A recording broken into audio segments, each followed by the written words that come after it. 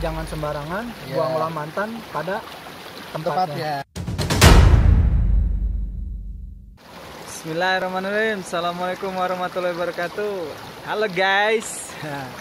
Kali ini kita jalan-jalan ke Cihanjawar, salah satu kaki bukit Burangrang yang ada di belakang nih ya. Yang kelihatannya sih dekat, padahal cuma temenan ya.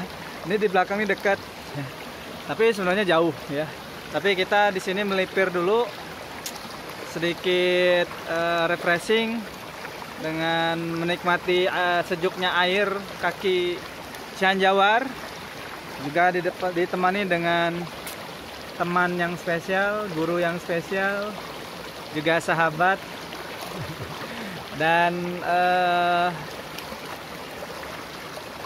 kita kesempatan kali ini pengen banyak cerita, pengen ngambil ilmu dan pengalaman dari beliau. Mudah-mudahan bermanfaat buat teman-teman. Karena ya hidup adalah cerita, jadi kita penuhi saja dengan cerita ya. Dan tanpa basa-basi, ini dia guru kita, sahabat kita, teman kita, Pak Suhendi. Halo guys, assalamualaikum. Waalaikumsalam. Pak Hendi, gimana Pak Hendi? Wah, luar biasa ini, indah ya. Coba datang ke sini menikmati keindahan alamnya, apalagi di tengah pandemi seperti ini, tempat-tempat seperti ini cocok untuk didatangi, dinikmati gitu ya. Luar biasa. Pak Hendi, ekspektasinya waktu kemarin saya ajak main ke sini, ekspektasinya gimana Pak Hendi? Ternyata setelah sampai lokasi itu melebihi ekspektasi ya. Jadi luar biasa lah gitu ya. Airnya masih jernih nih. Ya, bening banget kan? Bening banget. Kemudian udaranya sangat sejuk gitu ya. Tidak panas ya. Kemudian juga banyak pepohonan yang indah. Rindang Pak ya? Rindang di sini. Jadi napas tuh nggak sesek Pak ya? Nah itu.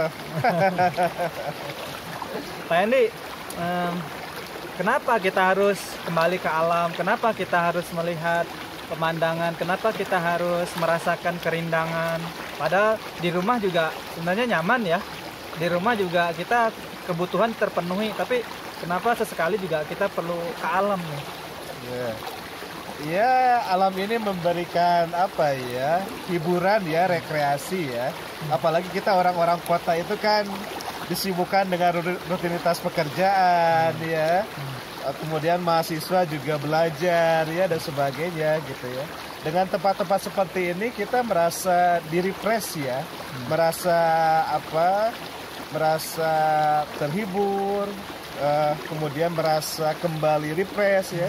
Sehingga mudah-mudahan dengan berkunjung ke tempat seperti ini bisa nanti ketika kembali ke aktivitas di kota kita bisa kembali Pak Anggi ya, fresh gitu. Mudah-mudahan kita juga jauh lebih produktif gitu ya. Karena kita kan berasal dari alam dan nanti bakal kembali juga ke alam Pak ya. Nah itu jadi kembali ke alam tuh sebenarnya refresh. Kalau istilahnya mesin tuh di reset gitu ya. Betul, jadi, gitu.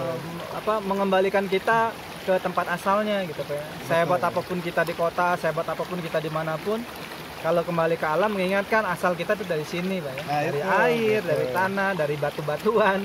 Iya. Gitu. Karena alam memberikan ilmu, memberikan pengalaman, juga memberikan segalanya Pak ya. Betul. Dan kita juga menambah rasa syukur kita ya kepada Tuhan ya, sudah menyediakan udara yang gratis, segar, bersih. Sementara orang harus beli Pak ya. Nah itu apalagi saudara-saudara kita ya yang diuji dengan pandemi. Ya, dengan pandemi ini ya. Sehingga untuk bisa bernapas saja harus dibantu dengan oksigen dan itu beli. Kemudian kan tidak mudah juga untuk mendapatkannya ya. Sementara kita di alam ini kan gratis ya. Sehingga kita kalau tidak benar-benar bersyukur terhadap apa yang disediakan oleh Allah ya, maka ya rugi banget gitu ya. Ini kan gratis ya, air yang jernih gratis, udara. Di rumah mah harus beli Pak ya. Nah itu. Beli berliter-liter, jerigen-jerigen. Di sini mah gratis, tinggal ambil. Nah itu benar gitu ya. Ayolah rekan-rekan yang mungkin sering rebahan gitu ya, lebih baik keluar rumah, cari tempat-tempat seperti ini gitu ya. Daripada ke tempat-tempat ramai gitu, lebih baik ya tempat-tempat yang alam seperti ini ya. Karena Gitu. banyak di sekitar kita Pak ya, tempat kayak gitu Pak ya. Terutama daerah Bandung, Kabupaten Bandung, Purwakarta, Subang. Iya. Banyak tempat yang bisa dieksplor. Iya. Tapi tetap Pak buat dimanapun kita berkunjung, tetap jaga kelestariannya Pak ya. Jaga kelestariannya. Jangan Kemudian ketika jangan- kita membawa makanan, sampah ya harus benar-benar dibawa lagi lah, jangan sampai menumpuk di tempat seperti ini ya. Gitu. Buang sampah jangan sembarangan, Ya. buanglah mantan pada tempatnya. Gitu ya. Termasuk juga jangan merusak ya lingkungan yang ada di sini. Betul. Ada pepohonan gitu ya dan sebagainya gitu. Apalagi di sini kan beberapa sudah jelas ya pemiliknya ya. Gitu ya. Pak, Bapak kan ngajar kalau di kampus tuh komunikasi Pak ya. Ya. Komunikasi. Nah, kita coba hubung-hubungin nih Pak ya. Ya. Kadang alam juga berkomunikasi nih Pak sama kita Pak. Kadang Iya. dikasih hujan, kadang dikasih cerah, kadang dikasih badai, kadang dikasih segala macam, itu mungkin komunikasi ya. Iya. Alam tuh ngasih komunikasi, kamu jangan keluar rumah dulu, di rumah aja mungkin ya. Atau misalkan, oh hari cerah nih, kamu keluar dong, ada vitamin segala macam ya. Ya. Menurut Pak Hendy, itu kan cara, tadi kan yang saya sebutin cara alam berkomunikasi sama kita ya. Tapi kalau kita berkomunikasi dengan alam ataupun lingkungan sekitar, sebaiknya gimana Pak yang paling pas gitu ya? Iya, komunikasinya kan berarti komunikasi simbol ya. Simbol. Komunikasi melalui apa ya? Melalui simbol-simbol non verbal ya. Jadi kita bisa berkomunikasi dengan alam, dengan apa yang terjadi di alam gitu. Selama ini kan bencana yang terjadi itu karena memang komunikasi yang Kurang. dalam tanda kutip tidak lancar ya Tidak antara manusia Kurang dengan peka, alam. Ya. manusianya kurang Peka terhadap apa yang dirasakan oleh alam gitu ya. Ketika kita hubungan yang tidak harmonis dengan alam juga kan nanti manusia sendiri yang akan merasakan dampaknya kerugiannya dalam bentuk banjir, Betul. ya longsor, ya kemudian hal-hal yang lainnya gitu. Makanya komunikasilah yang bagus dengan alam gitu ya. Kita harus bisa membaca apa yang sudah terjadi di alam gitu ya, apa yang dibutuhkan oleh alam gitu ya.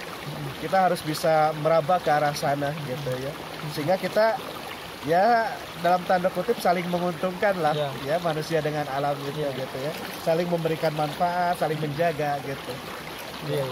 Jadi komunikasi itu nggak mesti dialog, nggak mesti ngobrol, nggak mesti, tapi dengan kita peka ya dengan keadaan lingkungan, peka dengan tanda-tanda yang diberikan alam, itu juga cara kita berkomunikasi sama alam Pak ya. Ya itu. Kita juga kan di Islam diajarkan untuk membaca ayat-ayat kauniyah dengan kauliyah ya. Ayat-ayat yang tersurat di dalam Al-Quran, kemudian juga ayat-ayat yang memang apa yang kita lihat di alam ini gitu. Jadi Iqra tuh luas Pak ya. Iqra itu luas gitu. Iqra itu luas gitu. Ya. Karena berkomunikasi itu kan bermulai dari bukan ngomongnya dulu kan, tapi kita menangkap dulu kan Pak ya. Berkomunikasi itu kayak misalkan saya ngobrol sama Pak Hendy, berkomunikasi sama beliau, saya kan nggak langsung komunikasi tapi mendengarkan dulu kan apa yang beliau bicarakan, saya nangkap dulu dari telinga saya melihat dulu dari gestur tubuhnya gitu kan. Artinya kita tuh kalau berkomunikasi utamakan dulu menerima dulu Pak ya. Mendengar dulu. Betul. Itu juga alam Pak ya. Nah itu. Jadi sebelum kita reaktif, sebelum kita melakukan sesuatu pada alam, tapi lihat dulu, pelajarin dulu mungkin Pak. Nah itu. 70% aktivitas komunikasi kita kan sebetulnya mendengarkan. Ya. Sisanya ya berbicara, menulis, gitu ya, membaca gitu ya. Gitu. Nah, silakan rekan-rekan berkunjung ke tempat seperti ini ya. Ini kampung Cihanjawar ya. Cihanjawar, Kecamatan Bojong ya. Bojong. Desanya tuh desa apa tadi itu? Desanya Cihanjawar. Oh, desa Cihanjawar. Kemudian kecamatannya itu Kecamatan Bojong ya. Kabupaten Purwakarta ya maksudnya. Ya. Kita tadi berapa menit Pak? Ini perjalanan itu sekitar 15 menit dari bawah ya ke sini ya? Setengah jam. Setengah jam ya. Dan ternyata rekan-rekan banyak orang-orang kota ya yang justru banyak yang investasi di tempat seperti ini ya, membangun villa gitu ya, membeli tanah. Karena memang sekarang itu menjadi suatu kebutuhan ya, punya aset-aset alam seperti Pak, tadi keputus.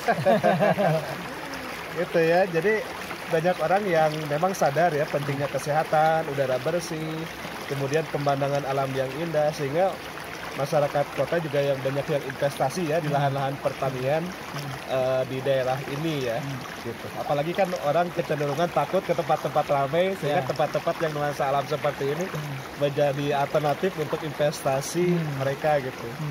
Gitu. Ya, jadi kalau kita ngelihat kayak gini tuh Pak ya, bener ya kalau di dalam Al-Quran kayak kita tadi bahas Pak ya, bahwa di Al-Quran tuh pasti diiming-imingin, bukan diiming-imingin, dan memang iya ya.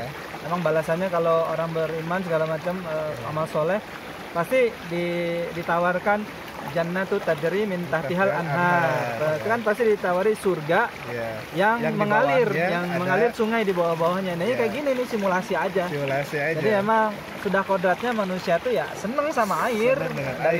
Kita di rahim ibu di dalam air. Iya. Ya kan? Ketika dilahirkan yang dicari air susu. Iya, benar. 90% tubuh kita katanya air. Air, betul. Bumi itu 80%-nya air. Air. Indonesia juga 70% bayarnya perairan. Air. Artinya kita ya air. Jadi melihat gini ya, oh ini tuh baru di dunia aja udah begini Pak ya, apalagi nanti di surga. Apalagi di sana nanti. Karena nanti airnya bukan air gini ya. Airnya ada yang madu, ada yang susu, ada yang arak tapi tidak memabukkan Pak ya. Jadi sekalian tadabur alam lah Pak ya. Jadi mengingat nanti juga kita kembali ke tempat yang kayak gini Pak ya di sana. Nah, gitu ya. Bagaimana kita melihat keindahan ini tidak hanya sekedar indah ya, tapi kita juga sambil memuji sang penciptanya gitu ya. Subhanallah gitu ya. Allah menciptakan gunung ya, kemudian juga sungai dan sebagainya, itu luar biasa sekali, dan kita bisa menikmati secara gratis gitu. Kalau manusia dikumpulin dari awal pertama sampai akhir, manusia ngumpulin disuruh bikin beginian Pak, nggak bakal bisa. Sementara Allah kun jadi. Iya, gitu. Dan ini rekan-rekan kan airnya terus mengalir, kita kan nggak masuk akal gitu ya. Ini kok nggak ada habis-habisnya gitu ya. Iya, airnya nggak ada habis-habisnya dari tadi kalau diperhatiin, kalau dari tadi. Bahkan ya sebelum kita datang udah ngalir terus. Gitu ya. Ya karena memang di Quran juga kalau kita sering baca, sering disentil. Apalah tatazakarun, apalah takilun, apalah pokoknya apakah kamu tidak memperhatikan, apakah kamu tidak memikirkan, apakah kamu tidak melihat keadaan sekitar. Bahkan seekor nyamuk pun dijadiin perumpamaan di Quran ya. Saking detailnya Allah tuh nyuruh kita lihat aja ciptaan Allah gitu. Yang selama ini kita meragukan mungkin mana sih Allah tuh ada apa enggak ya, bukti-bukti Allah kan banyak orang meragukan, apalagi zaman sekarang Pak ya, orang maaf ya ateis segala macam meragukan kebuktian Allah. Mana bukti Allah? Mereka nggak lihat buktinya ini apa ini gitu ya. Siapa yang bisa bikin kayak gini? Gitu. Manusia, nggak ada satupun manusia yang bisa menciptakan alam seperti ini ya. Ya kalau kita tadaburin kan ke situ Pak ya. Betul.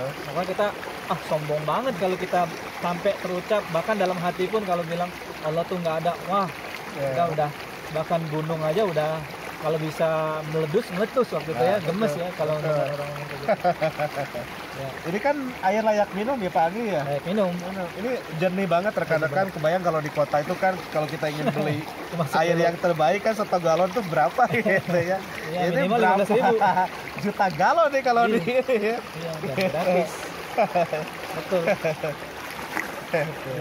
Ya begitulah teman-teman, banyak hikmah kalau kita ambil dari perjalanan dalam alam dan sekitarnya ini.